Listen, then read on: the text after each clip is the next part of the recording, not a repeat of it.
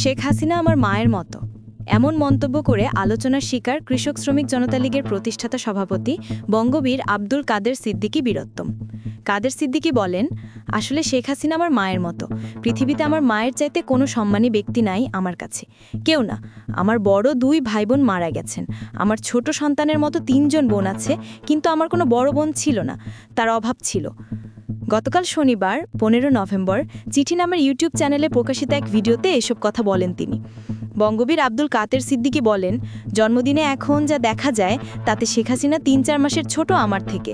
আমি তাকে না হলেও শতবার পায়ে হাত দিয়ে সালাম করেছি, সেটা রাজদরবার না জনপথ না গৃহ, আমি এগুলোকে বিবেচনা করিনি। আমি কখনো এটাকে বিবেচনা করে পা ফেলি না। তো শেখ হাসিনার সঙ্গে আমার সম্পর্কের কোনো দূরত্ব নেই। আমার ভাই বোনদেরকে আমি যেভাবে ভালোবাসি তাকেও আমি সেভাবে ভালোবাসি এখনও। কাদের সিদ্দিকী আরও বলেন, তার সঙ্গে আমার দূরত্ব তার কর্মকাণ্ডের, তার বহু কর্মকাণ্ডকে আমি সমর্থন করি না। তিনি যখন দেশের সরকার প্রধান হয়েছেন, আমি মনে করি সবার জন্য তার দায়িত্ব আছে, এমনকি চোরের জন্যও তার দায়িত্ব আছে। সেটা বোধহয় উনি ওইভাবে গুরুত্বের সঙ্গে উপলব্ধি করেননি। এটাতে আমার কাছে দূরত্ব আছে। শেখ হাসিনা বক্তৃতা করতে শুরু করলেই বিএনপি, জামায়াত এবং অন্যান্য বলেছেন, তার এই ধারণাতেও আমার দূরত্ব আছে। বিরোধী দল সবসময় চেষ্টা করবেন সরকারকে অজনপ্রিয় করা, সেটাই তাদের পবিত্র দায়িত্ব।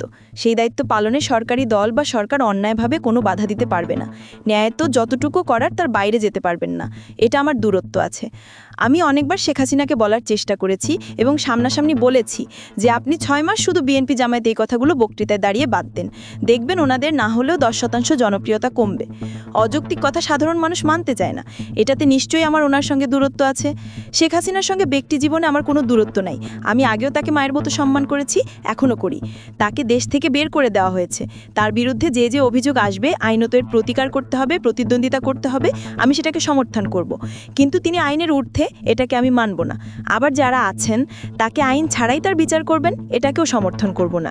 এখন যারা বলেন শেখ হাসিনা পালিয়ে গেছে, ব্যাকরণগত দিক থেকে এটাকে আমি মানি না। শেখ হাসিনা পালায়নি। শেখ হাসিনাকে রাষ্ট্রীয়ভাবে এখান থেকে ভারতে পাঠানো হয়েছে, ভারত তাকে গ্রহণ করেছে। তিনি পালিয়ে গেলে অন্য একটি হেলিকপ্টারে যেতেন, বুঝতাম। তিনি একটি যাত্রীবাহী বিমানে যেতেন, বলা যেত পালিয়ে গেছেন।